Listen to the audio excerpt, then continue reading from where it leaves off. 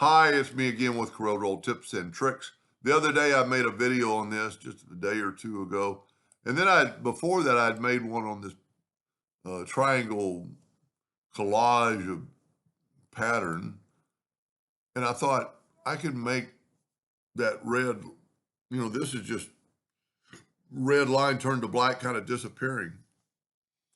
So I did a little bit different. I'm going to play with it a little bit more because we're going to clone it. So very important to put it in the center of the page in this case, because when you rotate it, you want to be able to flip it from the center of the page.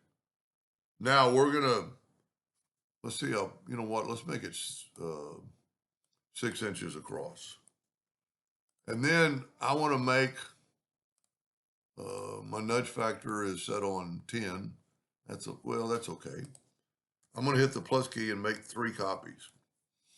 I'm going to take this one and leave it alone, but I'm going to hold down the control button and grab those nodes and go all the way to the center. And then I'd grab some nodes. So then move it over here. I'm going to make them all black on this particular case because we're going to try something. Okay. Tell you what I'm going to do. I'm going to move them over and get rid of my outline.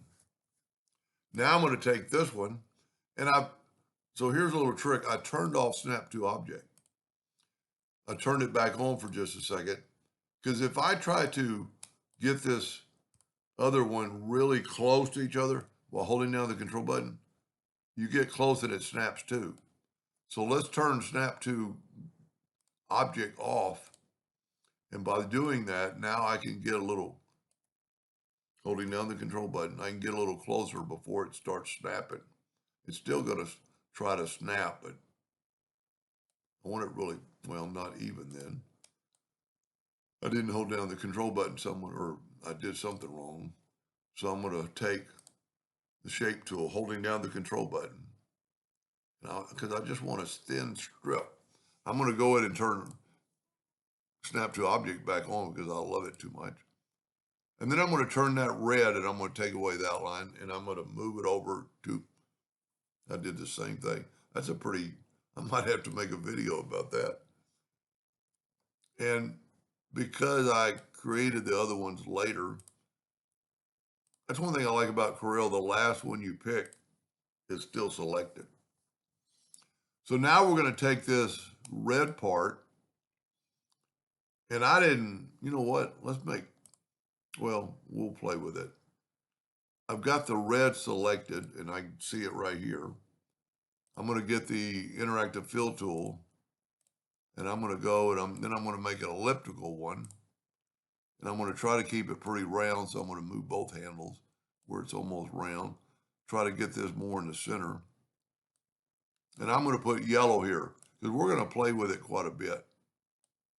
Okay, so that looks pretty good. But now what I want to do is, I think I have to individually clone these. So I'm going to pick that one, go up to Edit and Clone, and I'm going to move that over. I'm going to pick that one, and I'm going to go to Edit and Clone and move it over. I'm going to pick that one, go up to Edit, Clone. This would be a neat hotkey. And see, there you got a fountain fill. Edit, Clone. So now this is our control curve. So we can put it in where we want. This is I'm going to group them together.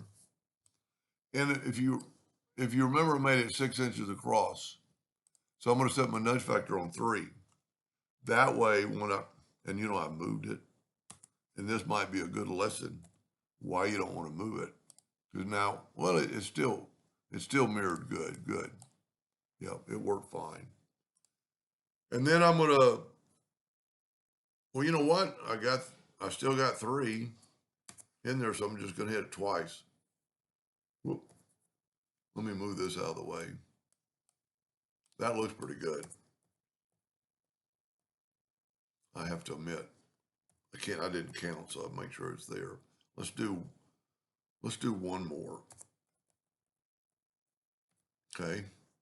Now let's grab this out of the way. And I think we can change it without messing it up. We could put in that number, but let's just make it 5 inches. And then Control D and change our nudge factor to 5. Whoop. I thought I'd tell you what, I made a duplicate, so I need to change that. I need to change my nudge factor to 5 first. And then group that together, I don't know what I hit. Control G to group, Control D to duplicate. And I could mirror it and get it like that, but it doesn't really matter because we're really just going after the second part or the inner part. Control D and then nudge it up twice. Let's do one more. Okay, so we have that. Now, this is our clone. Now, these are individual pieces, and that alone looks pretty cool. Matter of fact, I might have to, one way you can do this is Control C to copy that. And then you don't have to paste it anywhere. It's just out in space. Now so I have to ungroup this and I have to ungroup all. And then I can take let me bring my clone in closer so we can kind of see what's happening. And I still hope I'm on the right page. There's our fountain fill. Let's get our fountain fill pin back and let's put white in the middle. Look at that, it changed all the fountain fill to white in the middle. Let's back up to that yellow and let's put red in the center and black on the edges. Look at that. It might be too much. Bring it in a little bit or bring it out a little bit. Well, it all depends if you're going to print it or just visualize it.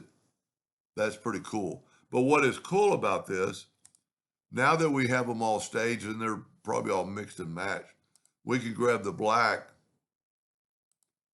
and look at that and make it not quite so, and then grab this one or this one.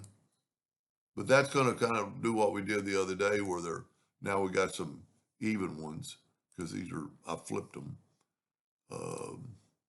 But you could do different colors. You could do that. This is the clone tool at work. And it's not what I was wanting to do. I wanted to do that right there. That is pretty cool. And if you remember a while ago, I made a copy. So here's my original back, even though I changed a bunch. I don't know which one I like better. Anyway, hope that gave you an idea or two, and thank you for watching.